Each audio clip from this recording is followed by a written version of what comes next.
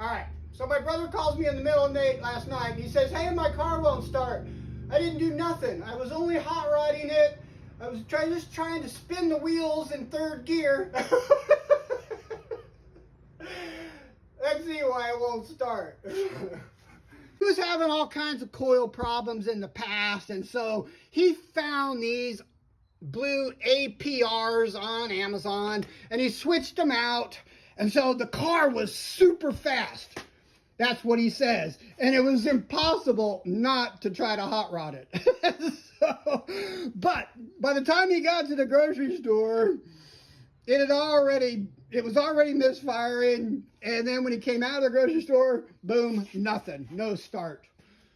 Let's figure out what happened. Was it the APR, higher voltage amps, coil packs, or is it something else? All right, so for code, intake manifold runner, that's been up there for a while, and there's usually no drivability with that. We do have a multiple cylinder misfire. Sure, that's definitely. We do have a number 2 misfire, okay. Large leak, evap leak, okay, that'd be a vacuum leak. Well, I got a whole bunch of used coils right here. Let's just pop in 4 new ones real quick before we mess around.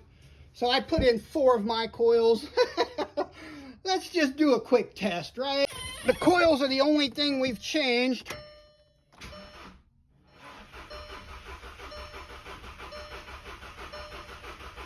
No, nothing. Now, let me see if I remember this. This is the square side. So 1, 2, 3, 4. 1 is power. 2 is ground. 3 is the signal wire. And ground. So power, power, power. Okay, so we do have power going to these coils. All right, so let's turn the lights out, hook up a coil, hook up a spark plug. Let's see if it's gonna fire. Yeah, you probably can't see that, but yes, we are getting a good spark. So all good there. Super wet, but they're auto lights. I mean, they are platinum. But the spark plug gap is 42, but the stock gap is supposed to be 28 to 32. So I guess my brother put them in a little too much. Now, I don't know. Give me your advice, you guys. It does say that the stage 1 tune is supposed to have a gap of 28, which is what this is. This is a stage 1. So you can see here the fuel pressure is at 4. Right, so let's see what happens when I crank it.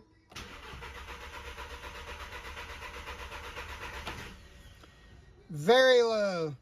I mean, when this thing's, it should be pretty high.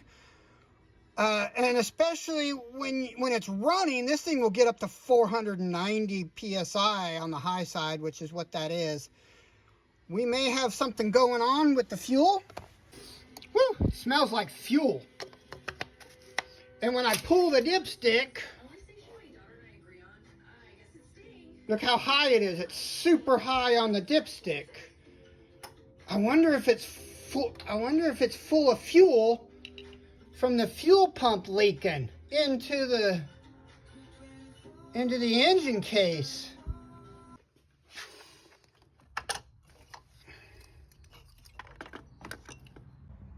All right, I got a hose clamp on this side. I just want to know if it's leaking right here into the block.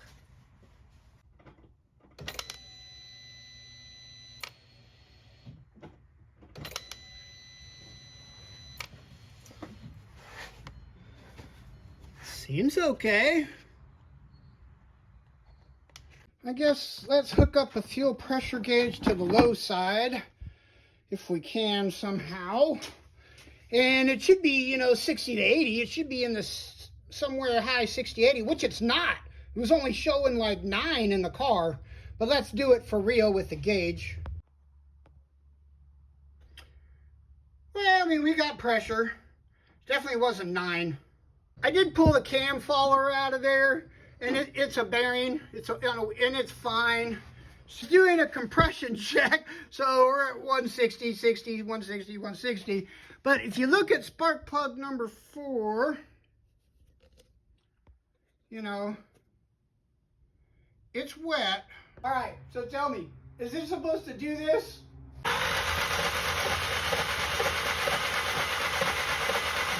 We might have a wide open fuel injector then, because we're just pumping fuel.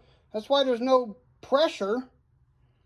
All right, before I pull this intake manifold to see what's going on with this number 4 injector, I do want to do a leak down test on cylinder 4, and that's because I don't know, I'm smelling a lot of fuel. Well, there is a ton of fuel in the crank, in the oil here, from seeing how high the dipstick is.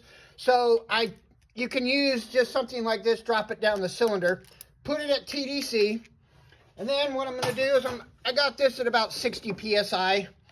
I just want to dump some air in there and see if it's coming out.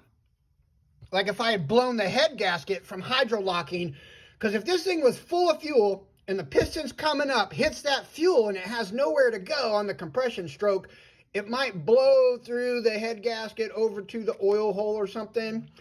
But I'm not hearing a single thing. I mean, I can smell fuel like crazy because the fuel, so I don't think it blew the head gasket. I think we're okay.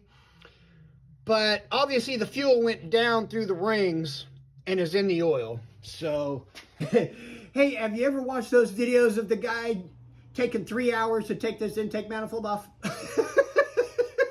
The full video, like 3 hours long.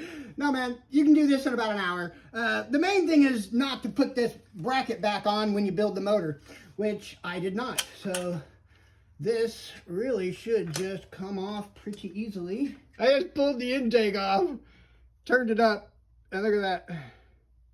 It's leaking without even being hooked up. I was going to hook it up to a fuel pump. All right, let's try it now.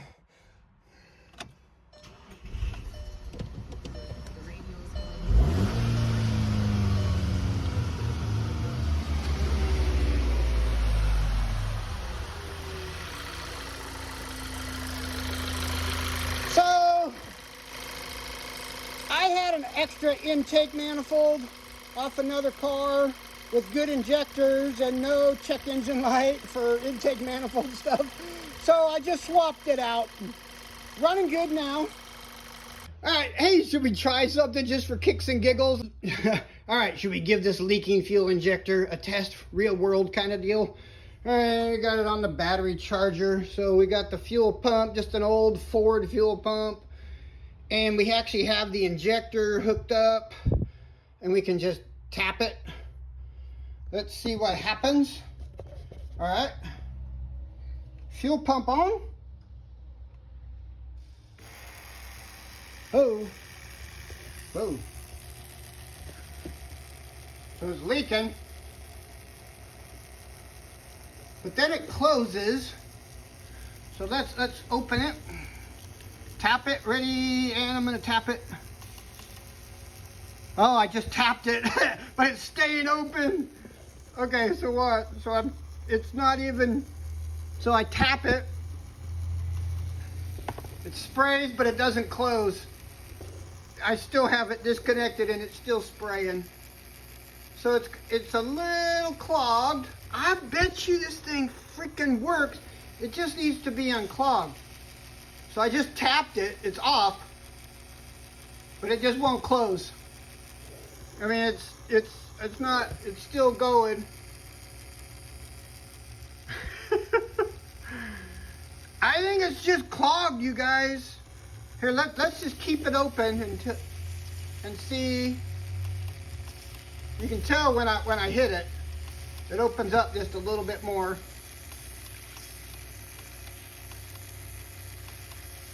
See, hit, off, on, off, on, off, on, off.